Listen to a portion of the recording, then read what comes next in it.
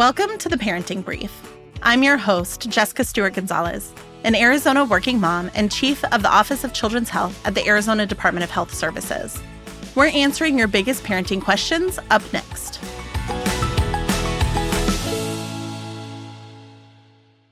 How long should you wait after giving birth before getting pregnant again? It's a big choice for families, and there's a lot of misinformation out there. Today, we're sharing expert advice to help you make the best decision for your family while keeping both mom and baby's health in mind.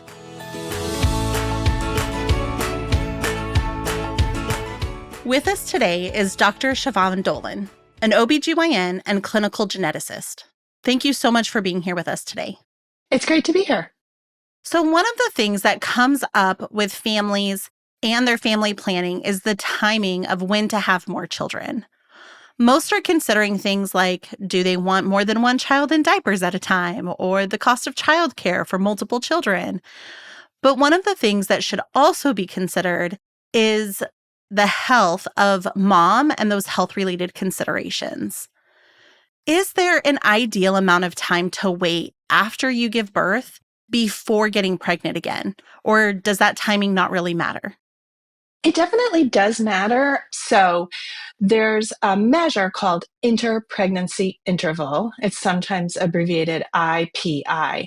And what that is the time between the birth of one child and the conception of the next child. And if that is measured and is found to be less than 6 months, there is an increased risk of adverse outcomes. They include preterm birth, low birth weight, small for gestational age.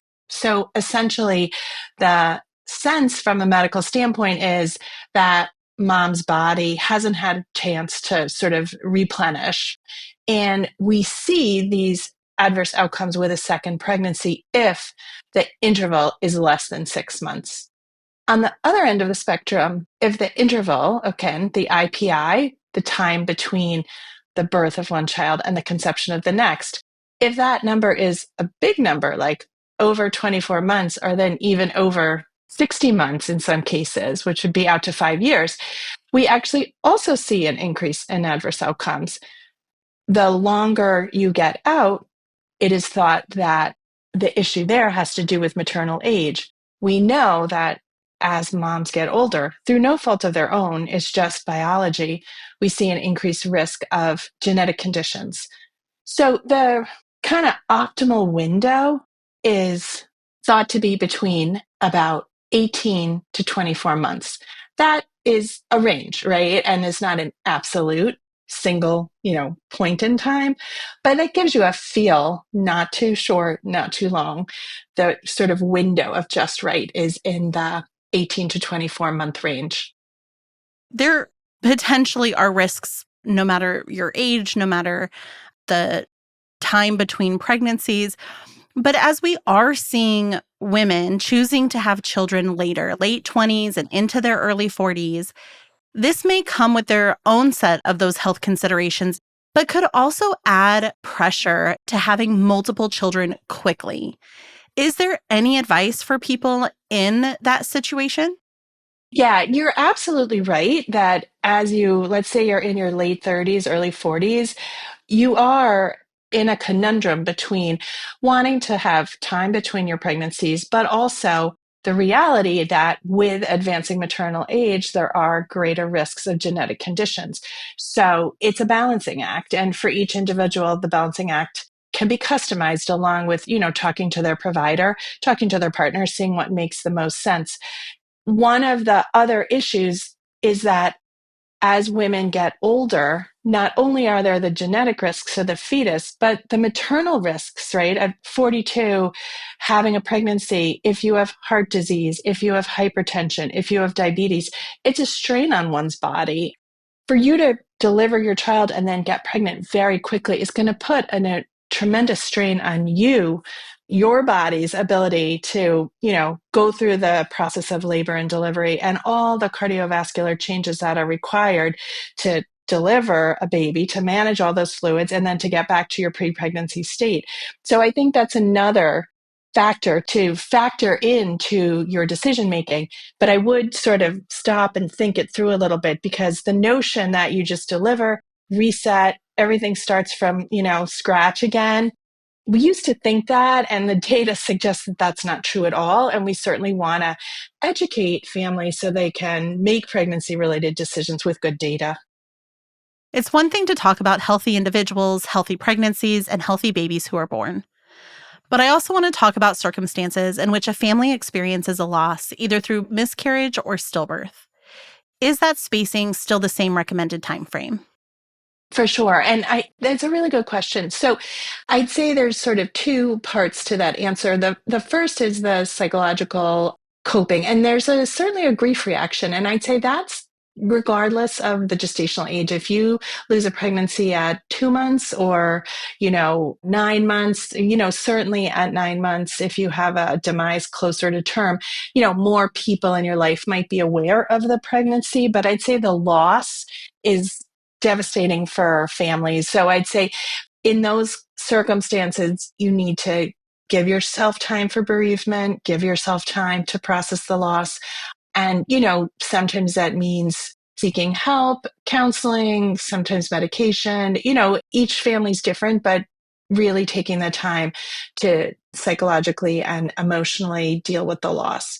Now, on the more physical side, an earlier loss, like in the first trimester up to about 12 or 13 weeks, it's thought for women to wait about 2 to 3 months to have their period about 2 or 3 times, and then go ahead and try to become pregnant again if they choose to. There's not a lot of solid scientific data behind that, like that 2 months is better than one, that three is better than two. In general, I think we give this guidance for a couple reasons. One, so a person's period can reset. And then we also have a sense of when their last period was, so we can start to time out their pregnancy and their due date. Now, on the further along, if you're, 36, 37, 38 weeks and tragically have a demise, that has created the physical strains on your body of a full-term pregnancy, even if tragically the baby's not born alive. So in that instance, you'd be more in line with the 18 to 24 month window, which is to say, giving your body, your heart, your vascular system, et cetera, a chance to readapt to non-pregnant state, which takes about 3 months to start with, and then giving your body a chance to nutritionally replete itself and so forth. But again, never, ever less than 6 months. It's what we call a rapid repeat pregnancy. The data there is unfortunately quite poor, and we don't want people to end up in that window having an adverse outcome. As families are making these decisions for those subsequent births and what that birth spacing looks like, what are some of the birth control options that are available for families while they're in between pregnancies?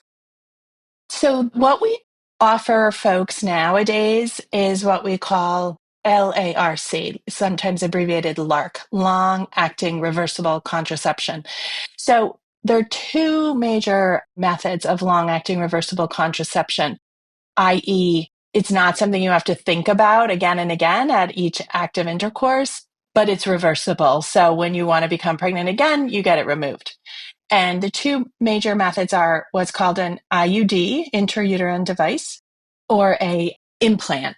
And the intrauterine device or the implant can be both placed right around the time of delivery.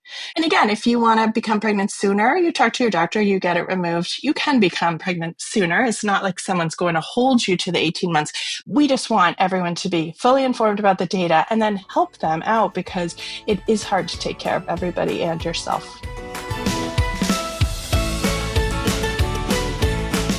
Click on the show notes to learn more about the importance of birth spacing. Share this episode with the friends and family in your life that are still growing their families. Tap the follow button to get a notification when our next episode is live.